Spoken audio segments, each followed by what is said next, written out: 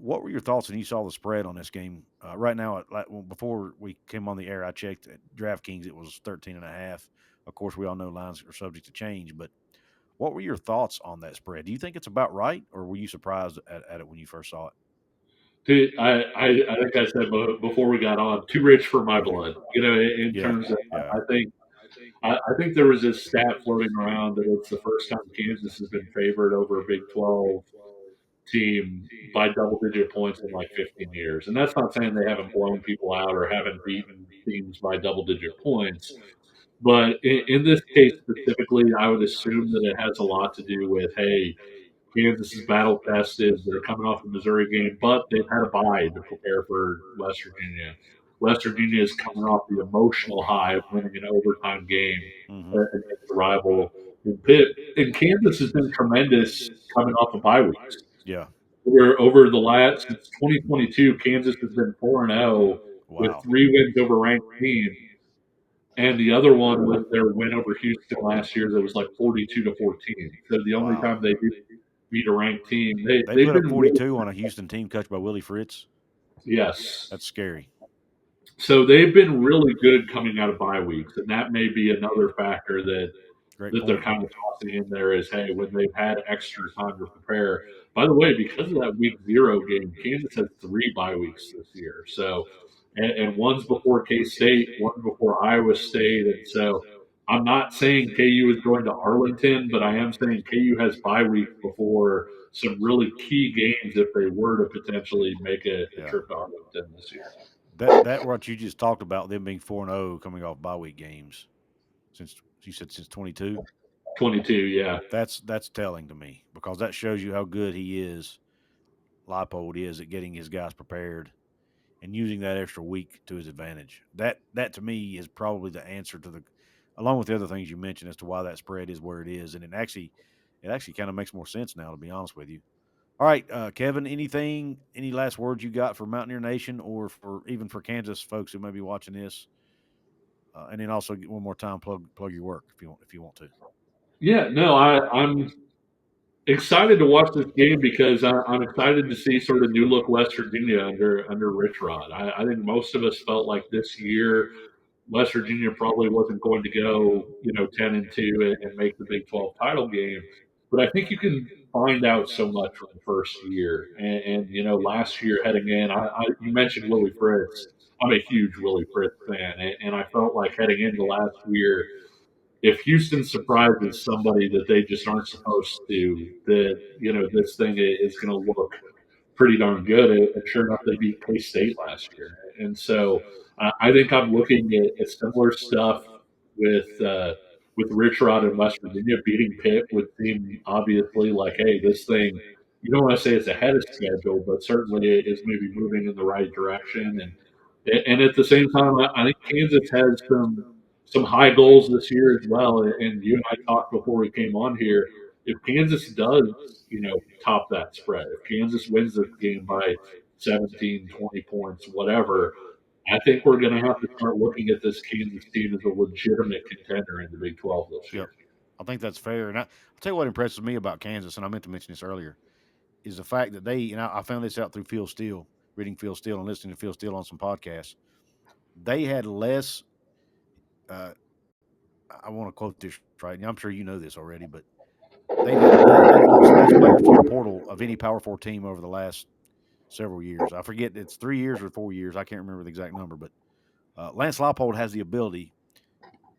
He's built a culture there, and the guys are not leaving that football team for whatever reason.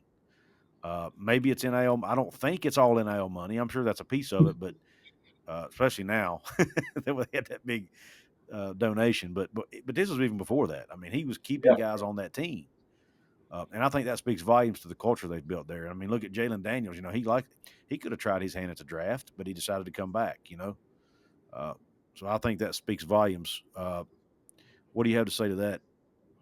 Yeah, I think they do a great job of caring for players, and I think maybe even beyond what every coach says that they do, they take legitimate interest in players personally as well as what they can do on the football field. But I think the biggest thing, and I think you'd hear this from players, I think you'd hear this from the staff. and I think you hear this from parents, they communicate incredibly well and they're really honest. And so they don't have a single player in that entire football program, I don't think, who is surprised by his placement because they tell him, hey, you want to be the number one running back. Here is why you're the number three running back. Here's what you need to do to become the number two running back. Here's what you need to do to become the number one running back. And so I think the level of communication and the level of honesty that they have with all those guys is really a tremendous deal. And honestly, most of the guys that they've lost to the portal have been for big NIL or hey, this guy is going to jump up and go to this place. Gage Keys, who I mentioned earlier in that defensive tackle group, who's been banged up and hasn't played this year, was a guy that KU got transferred out to go to Auburn and play SEC football. Was at Auburn for a year and came back and was basically like the grass was not greener on the Yeah. other side. And obviously, you get boomerang transfers like that. You're probably doing something fairly right. Yep. Yep.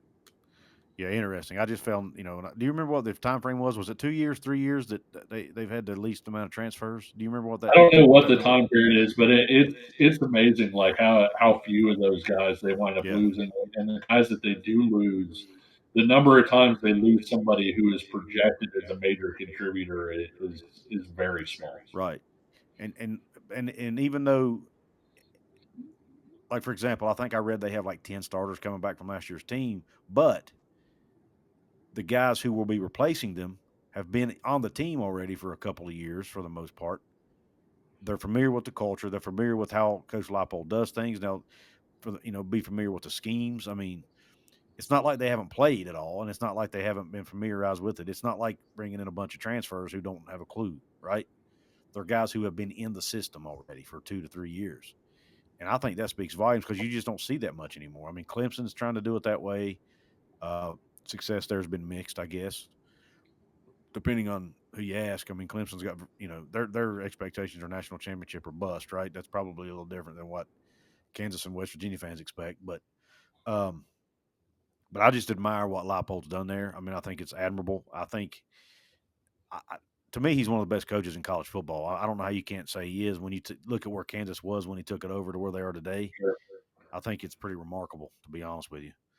Uh, and I think most coaches, I know Coach Brown used to constantly compliment, when he was at West, he was always complimenting Coach Leipold and how good of a coach he was. But anyway, for the reminder for those of you who are listening, this has been a conversation with Kevin Flaherty from KCSN, the Kansas City Sports Network, who covers the Kansas Jayhawks.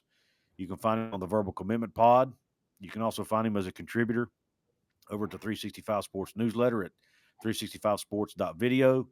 And he also has another podcast he does over at KCSN called the Pay Heed Pod, Payheed. Check him out on any of those platforms. You can check him out on X at K Flaherty, KCSN as well. Appreciate it. You tuning in to the show. If you're listening on podcast, please follow us. If you're watching on YouTube, obviously the like button helps. Subscribe to the channel, please, and share it with your family, friends. Let them know about us. Shout out to our sponsors, 360 DraftKings. I almost said 365 Sports. DraftKings and then Appalachia Digital. You see their logo in the corner. The folks who design our website over at WVSportsChat.com. They can also design your site for you or level up your current site. So go check them out. AppalachiaDigital.com/Couz. Thanks again to Kevin for coming on the show. Thanks for listening. Thanks for watching. Hope the rest of your day's top shelf and Q Country Roads.